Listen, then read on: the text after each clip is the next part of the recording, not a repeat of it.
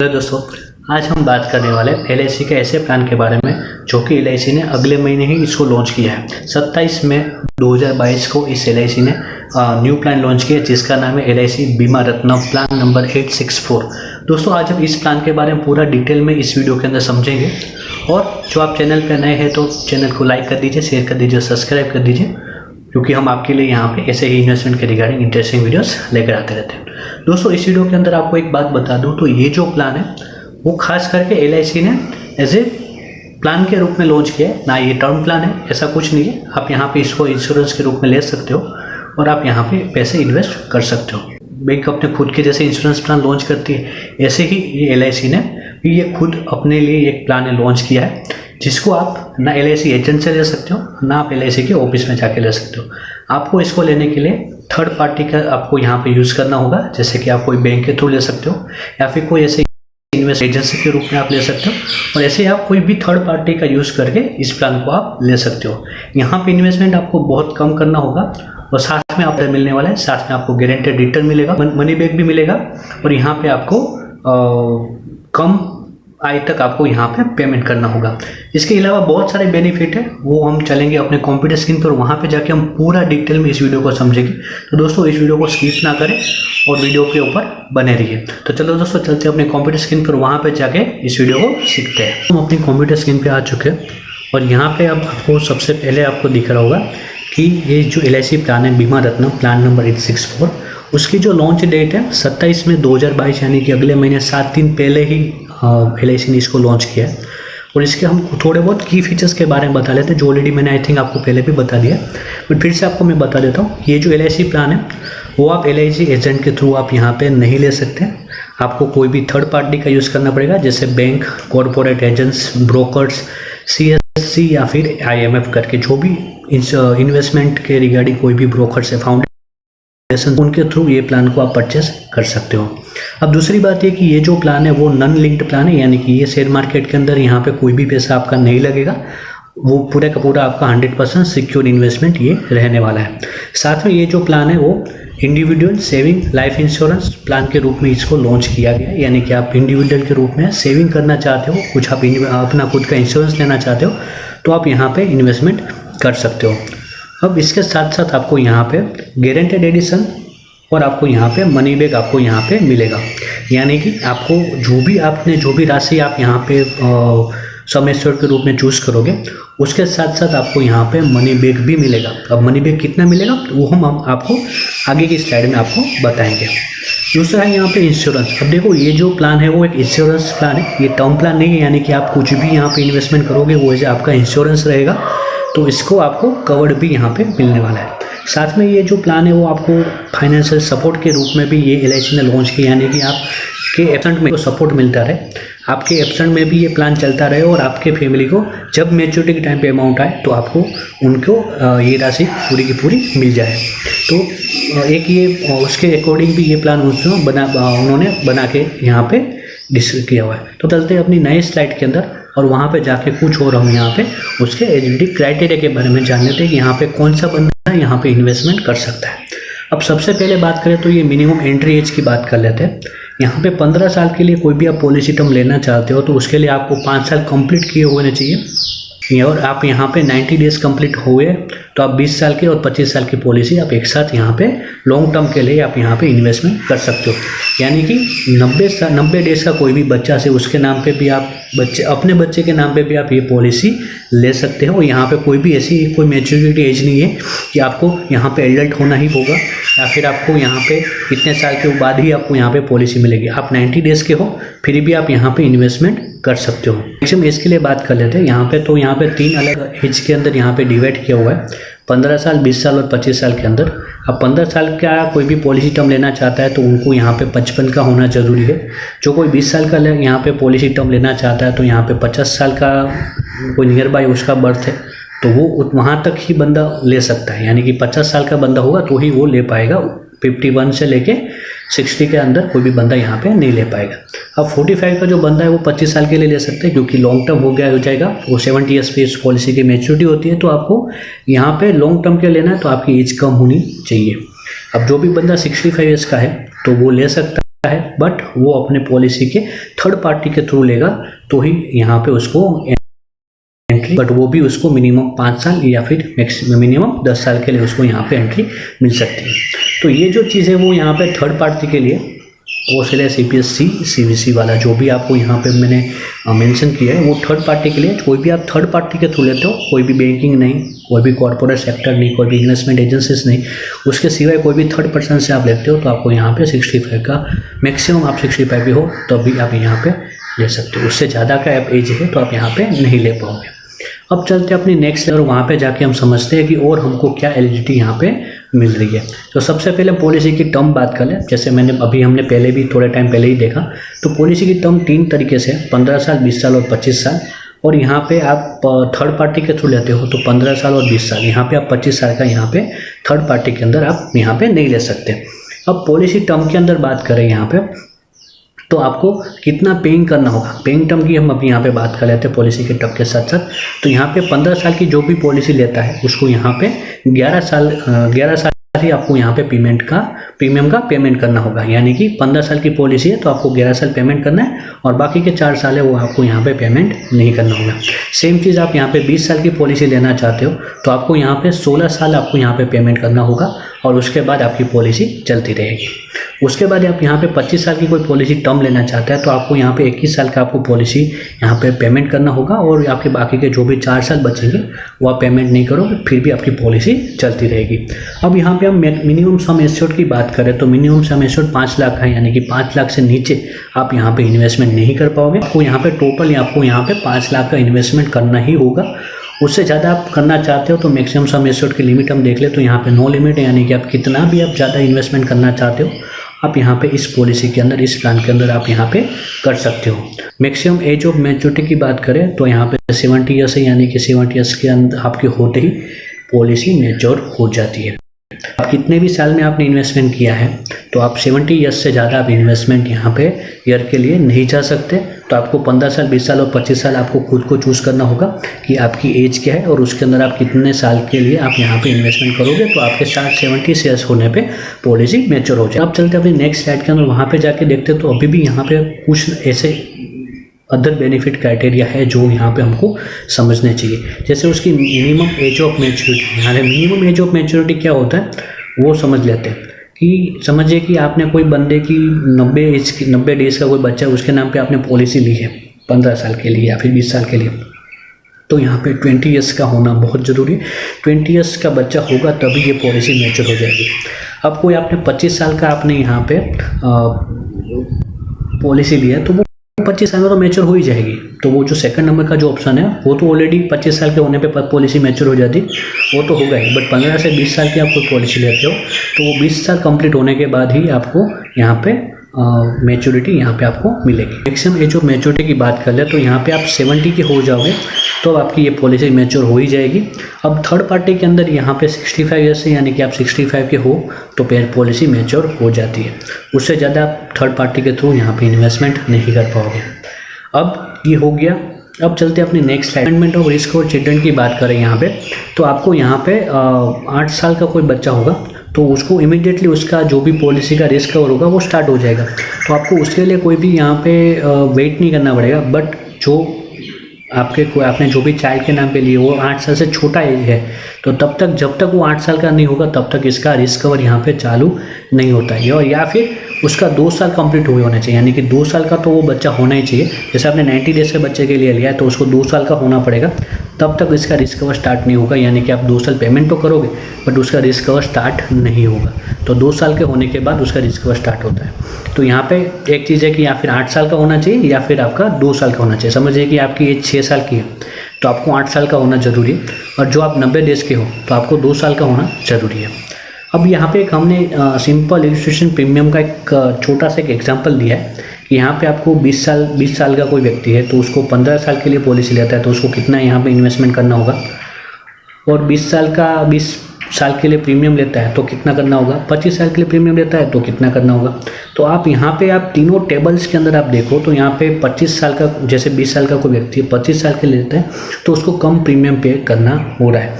तो यहाँ पे आप देखोगे तो जितने लंबे टाइम के लिए ले रहे हो आप तो आपका प्रीमियम कम आएगा। और जैसे सेम चीज़ आप यहाँ पे 30 ईयर्स, 40 ईयर्स और 50 ईयर्स के लिए भी आप यहाँ पे देख सकते हो। 50 ईयर्स के लिए 25 ईयर्स का अवेलेबल नहीं है। और एक चीज़ आपको यहाँ पे को देखने को मिल रही होगी कि जैसे जैसे एज बढ़ रही है ऐसे ऐसे आपका प्रीमियम भी यहाँ पे बढ़ रहा है। तो यहाँ पे एक बात का याद रखिए कि आपने जो भी पॉलिसी ली है वो समय आते ही उसके प्रीमियम थोड़ा बढ़ता जाएगा, बट वो सेम होगा, वो अमाउंट सेम होगी। लास्ट अमाउंट जो ईयरली अमाउंट होती है ना वो सेम होती है, बट आपका सालाना प्रीमियम बढ़ता रहता है। वो एक चीज़ है यहाँ पे कि आप जितने कम एज के अंदर आप पॉलिसी लेते हो तो आपको प्रीमियम कम पे करना है, और लंबे टाइम के लिए भी आप यहाँ पे ले सकते हो तो आपको वहाँ पे भी आपको बेनिफिट मिलेगा। अब चलते हैं अपनी नेक्स्ट स्लाइड के अंदर और वहाँ पे जाके इसको पूरा हम समझे कि आपको मनी बैक किस रूप में मिलने वाला है, और उसको हम सर्वाइवल बेनिफिट भी बोलते हैं। तो वो सर्वाइवल बेनिफिट आपको कैसे मिलेगा, यहाँ पे है कि 25% of the sum assured gets paid for the 2 times, यानी कि आपको आपने जो भी पॉलिसी टर्म लिया है उसको उसके अंदर 2 बार आपको यहाँ पे मनी बैक यहाँ पे आपको मिलता है। तो समझिए कि इसका पॉलिसी पीरियड 15 साल का है तो उसको 13 और 14 ईयर्स के अंदर आपको 25% का आपको यहाँ पे सम एश्योर्ड मिलेगा।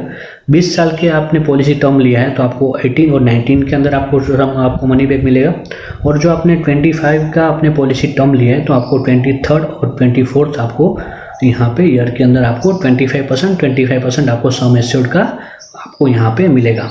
वो आपके चूज़ करना है कि सम एश्योर्ड आप कितना लेना चाहते हो, उसके ऊपर आपको 25% यानी कि सम एश्योर्ड का 25% आपको यहाँ पे मिल जाएगा। यानी कि आप यहाँ पे मनी बैक के रूप में 50% रुपये आप वापस ले रहे हो, और बाकी जो भी 50% बचेगा वो आपको एज ए मैच्योरिटी के टाइम पे मिलेगा। तो सेम चीज़ के लिए हम चलते हैं अपनी नेक्स्ट स्लाइड के अंदर, वहाँ पे जाके देखें तो सबसे पहले मैच्योरिटी बेनिफिट। तो मैच्योरिटी बेनिफिट में जैसे यहाँ पे मैंने लिखा हुआ है 50% of the sum assured plus guaranteed addition, right. जैसे कि आपने 50% मनी बैक में आपने ऑलरेडी कवर कर चुके हैं, तो बाकी जो भी 50% बचे थे वो आपको यहाँ पे मनी बैक के अंदर मैच्योरिटी के रूप में आपको यहाँ पे मिल जाएंगे। तो 50% मनी बैक में और 50% आपको मैच्योर के टाइम पे आपको मिलेंगे, प्लस ऊपर से उसका जो भी गारंटेड एडिशन बन रहा होगा वो भी आपको वहाँ पे मिलेगा। अब डेथ बेनिफिट्स में यहाँ पे क्या यहाँ पे आपको मिलने वाला है वो आप समझ लेते हैं। तो डेथ बेनिफिट के अंदर यहाँ पे आपको सम एश्योर्ड का 125% आपको मिल रहा है, प्लस ऊपर से उसका जो भी गारंटेड एडिशन बनेगा वो आपको यहाँ पे मिलेगा। अब गारंटेड एडिशन किस तरीके से कैलकुलेट होता है तो वो मैं आपको बता दूँ। तो यहाँ पे 1 साल से लेके 5 साल के अंदर, पहले के 5 साल आपको हजार के अंदर 50 रुपये के मुताबिक आपको यहाँ पे 1000 पे 50 रुपये आपको यहाँ पे मनी बैक मिलता है। तो सेम आप 6 से 10 साल के अंदर देखो तो 1000 पे 55, और आपको 10 से 25 साल के अंदर देखो तो 1000 पे 60, यानी कि आपको 1000 रुपीज़ पे 60 रुपये आपको मनी बैक आपको गारंटेड एडिशन के रूप में आपको यहाँ पे अलग से मिलते हैं। तो आपने जितना इन्वेस्टमेंट करोगे उसमें आप काउंट कर सकते हो कि आपने 1000 पे आपको और कितना यहाँ पे मिलेगा। तो आपके टोटल जो भी आपने समझिए कि 5 लाख आपने इन्वेस्टमेंट किया है तो 1000 पे इतना मिलेगा, तो 5 लाख पे आपको इतना मिल सकता है। उस तरीके से आप वहाँ पे कैलकुलेट कर सकते हैं। नेक्स्ट स्लाइड के अंदर वहाँ पे जाके हम थोड़े एग्जांपल के रूप में समझते हैं कि हमको यहाँ पे कितना इन्वेस्टमेंट करना होगा और हमको कितने पैसे मिलेंगे। जैसे कोई एग्जाम्पल के रूप में मैंने ले लिया कि किसी की एज 30 साल की है और वो सम एश्योर्ड 5 लाख का ले रहा है, जो कि उसका मिनिमम सम एश्योर्ड होगा। अब यहाँ पे पॉलिसी टर्म हमने ले ली 25 ईयर्स की, यानी कि मैं 30 साल का हूँ तो 25 का मैं यहाँ पे पॉलिसी टर्म ले सकता हूँ। अब उसके बाद प्रीमियम पेमेंट की बात करें तो उसको 25 साल के अंदर 21 साल का प्रीमियम पे करना था, तो प्रीमियम पेमेंट हो गया 21 साल का। अब यहाँ पे हम बात करें तो प्रीमियम कैलकुलेशन के अंदर आपको हर साल आपको कितना प्रीमियम पे करना है, तो 30,899 रुपये आपको हर साल आपको प्रीमियम पे करना होगा। और आपने टोटल प्रीमियम 21 साल के अंदर आपने टोटल कितना प्रीमियम पे किया होगा, 6,49,559 रुपीज़ आपने टोटल यहाँ पे अभी ने पेमेंट किया होगा। आपका सम एश्योर्ड 5 लाख था। मैं पहले भी बोल देता हूँ कि ये जो सम एश्योर्ड हो वो ये चीज़ नहीं होती कि आपको यहाँ पे जितना आप सम एश्योर्ड लोगे उतना ही आपको यहाँ पे पेमेंट करना होगा, ये चीज़ नहीं है।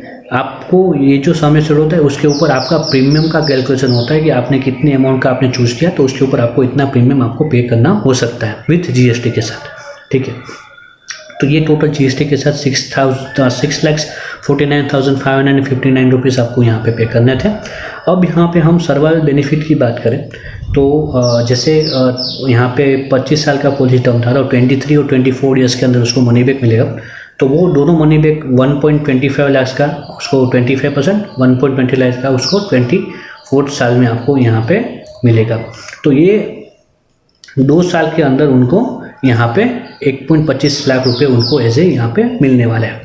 अब उसके अंदर आप मैच्योरिटी के अंदर बात करें तो मैच्योरिटी उसकी 21 साल का उसका टर्म पीरियड था। मैच्योरिटी की बात करें आपको तो यहाँ पे 25 साल में पॉलिसी मैच्योर हो जाती है, तो उसका जो पॉलिसी का जो पेमेंट है यानी कि 25 साल पे आपको सम एश्योर्ड का 50% जो बचा हुआ था, ऑलरेडी मनी बैक में आपको 50 मिल चुका है वापस, तो 50% यहाँ पे बचा हुआ था, तो यहाँ पे उसका जो टोटल हो रहा था 5 लाख का वो हो रहा है 2.5 लाख रुपये। तो 2.5 लाख रुपये उसको यहाँ पे अभी मिल जाएंगे। उसके ऊपर उसका जो गारंटेड एडिशन बन रहा था वो बन रहा था 7,12,500।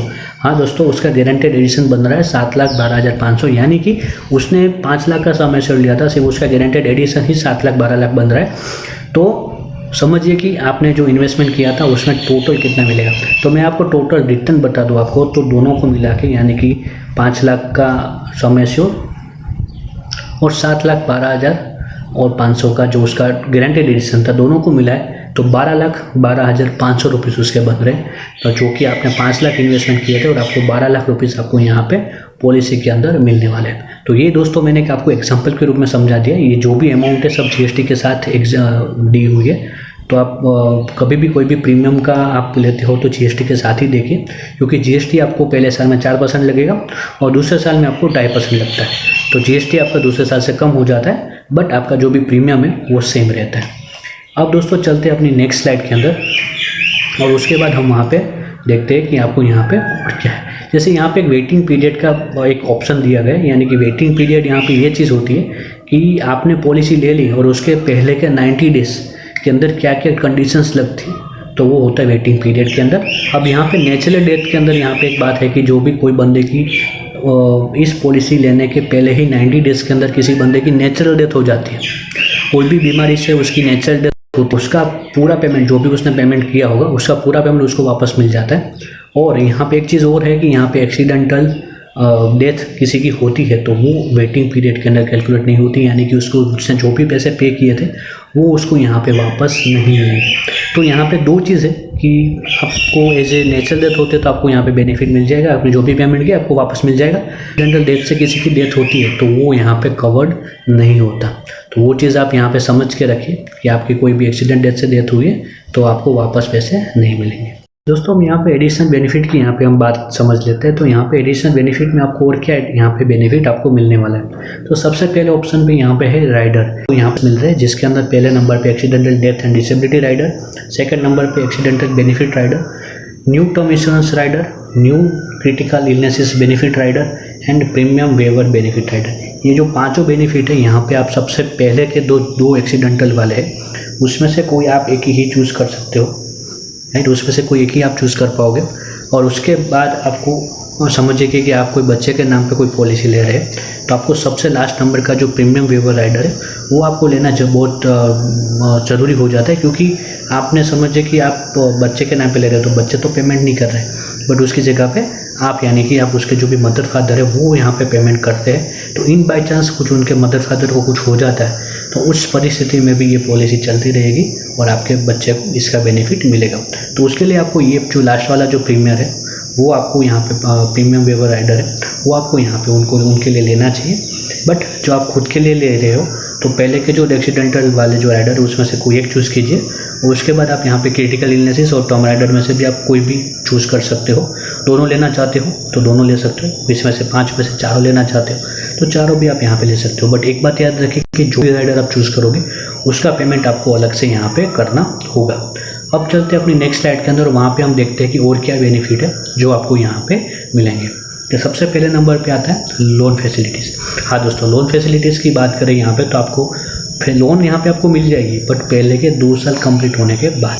अब हम प्रीमियम पेइंग मोड की बात करें तो यहाँ पे 4 ऑप्शन है यहाँ पे प्रीमियम पे करने के लिए, जैसे हर पॉलिसीज में होते हैं मंथली, क्वार्टरली, हाफ ईयरली या ईयरली। आप यहाँ से कोई भी एक ऑप्शन चूज़ कीजिए और आप अपने प्रीमियम का पेमेंट कर सकते हैं। अभी यहाँ पे हम सरेंडर पॉलिसी की बात करें तो यहाँ पे सरेंडर पॉलिसी आप 2 साल के बाद कर सकते हो। 2 साल से पहले आप पॉलिसी को सरेंडर करोगे तो आपको यहाँ पे उसका कुछ भी आपको वापस नहीं मिलेगा, और 2 साल के बाद भी आप करते हो तो भी आपको उसके अंदर से आपने जो भी प्रीमियम पे किया है उसके अंदर से 70-80% रुपीज़ आपको 70-80% आपको वापस मिलेगा, जिसमें से भी आपके जीएसटी जो भी पॉलिसी के आपको चार्जेस लग रहे होंगे वो सब कट करने के बाद ही आपको वहाँ पे पैसे आपको वापस मिलेंगे। अब यहाँ पे हम लॉकिंग पीरियड की बात करें तो यहाँ पे 30 दिन का लॉकिंग पीरियड है, यानी कि आप पॉलिसी लेते हो तो आपके पास यहाँ पे 30 दिन का आपको यहाँ पे टाइम होता है, राइट। आप यहाँ पे उसको लॉक इन पीरियड के अंदर आपको यहाँ पे 30 दिन का आपको अलग से यहाँ पे बेनिफिट आपको यहाँ पे मिल जाता है। अब चलते हैं अपनी नेक्स्ट स्लाइड के अंदर और वहाँ पे जाके हम समझे तो आपको और क्या बेनिफिट आपको मिलने वाला है। तो यहाँ पे हम टैक्स बेनिफिट की बात करें तो टैक्स बेनिफिट के अंदर ये जो प्रीमियम जो है वो एग्जाम अंडर सेक्शन 18C के अंदर आ जाता है, यानी कि 18C के अंदर आप जो भी प्रीमियम पे करोगे वो वहाँ पे आप बात दिखा सकते हो। और दूसरी चीज़ है कि जो भी आपको बेनिफिट मिलने वाला है, यानी कि आपके जो भी मैच्योरिटी के टाइम पे डेट टाइम पे जो भी आपको बेनिफिट मिलेंगे वो अंडर सेक्शन 1010D के अंदर आता है, यानी कि वो भी आपके पैसे आपको यहाँ पे टैक्स फ्री हो जाएंगे, यानी कि 100% टैक्स फ्री ये पॉलिसी है। तो आप लेना चाहते हो तो इस पॉलिसी को बेझिझक ले। ग्रेस पीरियड की बात करें तो यहाँ पे मंथली का आपने मोड चूज़ किया तो आपको यहाँ पे 15 दिन का टाइम मिलेगा, और जो आपने क्वार्टरली, हाफ ईयरली और ईयरली का मोड चूज़ किया तो आपको यहाँ पे 30 दिन का आपको यहाँ पे टाइम मिल जाएगा। अब समझिए कि ये क्या है, ग्रेस पीरियड क्या होता है। समझिए ये क्या है कि आपने पॉलिसी ले ली, आप प्रीमियम पे कर रहे हो। अब प्रीमियम पे करने में आपको मंथली का मोड सिलेक्ट करोगे तो आपको एक्स्ट्रा 15 दिन मिलेंगे। उसके अंदर आपको कोई भी एक अलग से पेमेंट देगी, अलग से आपको पेमेंट नहीं करना होगा, बट उसके अंदर भी आप अपना प्रीमियम का पेमेंट कर सकते हो। क्वार्टरली, हाफ ईयरली के अंदर हम बात करें तो आपको यहाँ पे 30 दिन का यानी कि पूरे 1 महीने का टाइम मिलता है कि आप अपना पेमेंट, पॉलिसी का जो भी पेमेंट बन रहा है वो पेमेंट आप कर सकते हो, और वहाँ पे आपको कोई भी एक्स्ट्रा चार्जेस आपको नहीं देने होंगे। हेलो दोस्तों, मैंने आपको इस वीडियो के अंदर पूरा डिटेल में इस प्लान के बारे में, बीमा रत्न प्लान के बारे में पूरा डिटेल में आपको बता दिया। इसके सिवाय फिर भी आपके कोई भी क्वेश्चन है तो आप मुझे कमेंट बॉक्स में क्वेश्चन कीजिए, मैं आपके हर एक क्वेश्चन के आंसर देने की पूरी कोशिश करूँगा। इसके सिवाय भी कुछ भी आप जानना चाहते हो वो भी आप मुझे कमेंट में बता सकते हो। दोस्तों, आप इस चैनल पे नए हैं तो चैनल को लाइक कर दीजिए, शेयर कर दीजिए, सब्सक्राइब कर दीजिए, क्योंकि हम आपके लिए यहाँ पे ऐसे ही इन्वेस्टमेंट के रिगार्डिंग इंटरेस्टिंग वीडियोस लेकर आते रहते हैं। तो दोस्तों, अब मिलेंगे नए वीडियोस के अंदर, तब तक जय हिंद, जय भारत, थैंक यू।